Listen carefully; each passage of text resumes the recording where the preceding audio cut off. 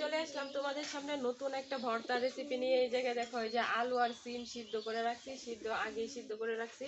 আর এই জায়গায় এই যে শুকনা মরিচ ভাজা লইছি, আর এই যে পেঁয়াজ কষলা নিব, পেঁয়াজটা আগেই বলে রাখছি। তো এখন কষলাবো। অনেকেই শুধু কমেন্ট করে, ভাবি আগে তো অনেক ভর্তা বাটার ভিডিও দিতা, তো এখন তো ভর্তার কোনো ভিডিও দাও না। তো সেই ভাই ও বোনদের মানে কমেন্টে পরে আমি ভাবলাম যে আজকে যেহেতু একটা ভর্তা বানাবো, তো একটা ভর্তার ভিডিও দেই। তো সেই ক্ষেত্রে আজকে চলে আসলাম সিম আর আলু কষলায় ভর্তা করার লাগি। তো সিম আর আলু দিয়ে ভর্তা করা গরম ভাতের সাথে তোমরা একটু মানে খায়া দেখো, সেই ভাল লাগে। আর আমি মনে করো যে আমার কাছে ভালো লাগে, তোমাদের কাছে কেমন লাগে সেটা অবশ্যই বলতে পারবো না।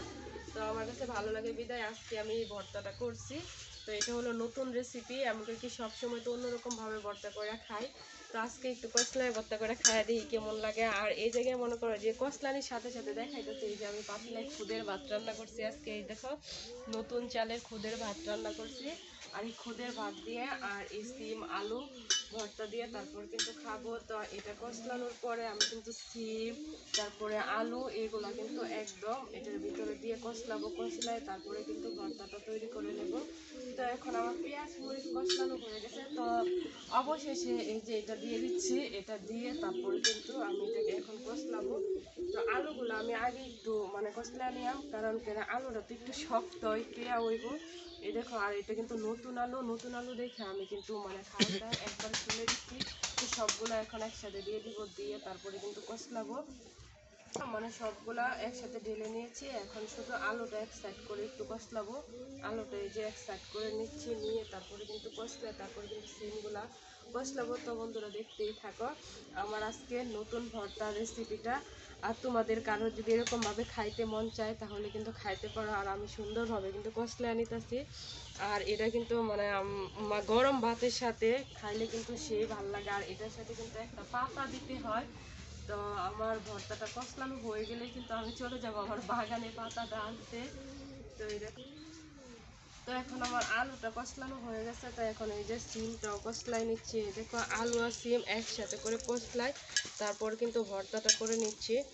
আর এই সিমটা সিদ্ধ করার সময় আমি কিন্তু হালকা লবণ দিয়েছি। আর তোমরা চাইলে কিন্তু হালকা লবণ দিতেও পারো, আবার চাইলে নাও দিতে পারো। তো আমার ভর্তাটা কষলানো হয়ে গেছে। তো এখন আমি চলে যাব আমার বাগানে মশলা পাতা আনতে, যেই পাতাটা দিলে মানে গ্রানটা অনেক ভালো হয়।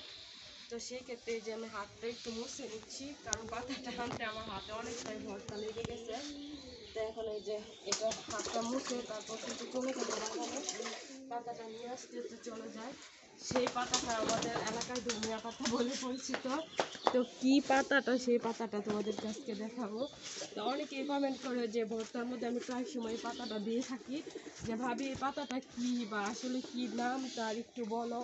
আর আমাকে একটু দেখায়। ওটা আমার একটা গাছ হয়েছিল, একটা গাছ থেকে আমার অনেকগুলো এখন করা হয়েছে। তো চলে আসলাম ওই মশলা পাতার গাছে। এই দেখো, এটা প্রথমত লাগাইছিলাম একটা গাছ, আর একটা গাছ থেকে অনেক পাতা খাইছি। আর এই দেখো একটা চারা, এই যে দুইটা চারা, এই যে তিনটা চারা। আর এই চারাগুলো এই যে আমি এখান থেকে নিয়ে লাগাইছি, আর এখানে একটা ডিগ হয়েছে। আর এই ডিগের থেকে মনে করো যে চারাটি তুললা পরে নিয়ে লাগাইছি, আর অন্যান্য বিভিন্ন জায়গাতে লাগাইছি। তো এখন আমি কিন্তু বড় সাইজের একটা পাতাই তুলে নিচ্ছি। আর কয়দিন পর পরে কিন্তু এরকম পাতা আমি তুলে খাই ভর্তা করলে, মানে পাতার ঘ্রাণটা মানে এত ভালো লাগে।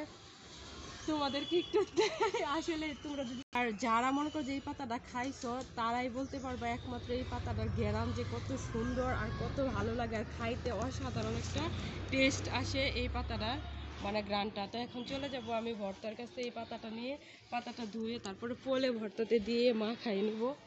চলে যায়। তো কলের কাছে আসলাম, কলের কাছে আসে এই যে পাতাটাকে ভালোভাবে ধুয়ে নিব, কারণ এটার মধ্যে ময়লা আছে, ময়লাটা ধুয়ে পরিষ্কার করে নিতে হবে।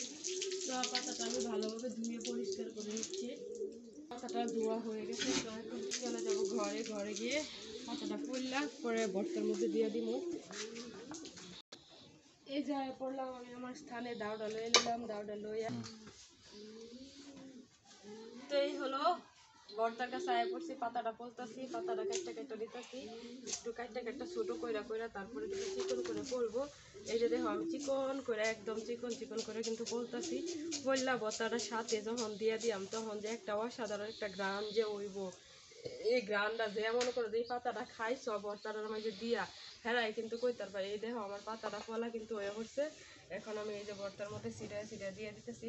সিটায় সিটায় দিয়ে ওখানে কিন্তু একটা কসলাম দিয়া পরে কিন্তু এই ভর্তাটা মানে গরম ভাত দিয়ে মনে করো যে খায়াম। আর এখন কিন্তু পাতাটা দেওয়া হয়ে গেল। দেওয়ার পরে এই যে দেখো ভালো করে কষলাই লইতেছি। কষলায় পরে আর যে আপুরা মানে ভাইরা কমেন্ট করছে ভর্তার ভিডিও দেওয়ার জন্য, সেই আপুদের জন্য আজকের এই ভিডিওটা। তো আপুরা ভিডিওটা কেমন হয়েছে অবশ্যই কিন্তু কমেন্ট করে জানাবা। এই দেখো আমার ভর্তা কষলানো হয়ে গেল।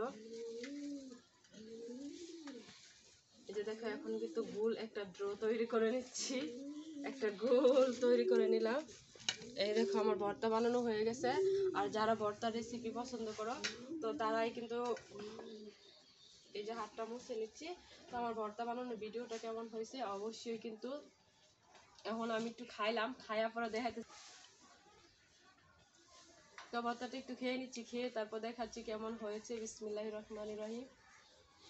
তো আমার ভর্তা অসাধারণ হয়েছে, অনেক ভালো হয়েছে, তার ঘ্রাণটাও কিন্তু সেই হয়েছে। তো ভর্তার ভিডিওটা কেমন হয়েছে, তো তোমরা কেউ যদি এই ভর্তাটা খাইতে চাও তোমাদের বাড়িতে তোমরা চাইলে করে খাইতে পারো। আমি আমার মতো করছি, তোমরা তোমাদের মতো করে খাইতে পারো। তো আবারও চলে আসবো নতুন কোনো ভিডিও নিয়ে তোমাদের সঙ্গে শেয়ার করতে। সেই পর্যন্ত সবাই ভালো থেকো, সুস্থ থেকো। ধন্যবাদ সবাইকে। আসসালামু আলাইকুম, টাটা।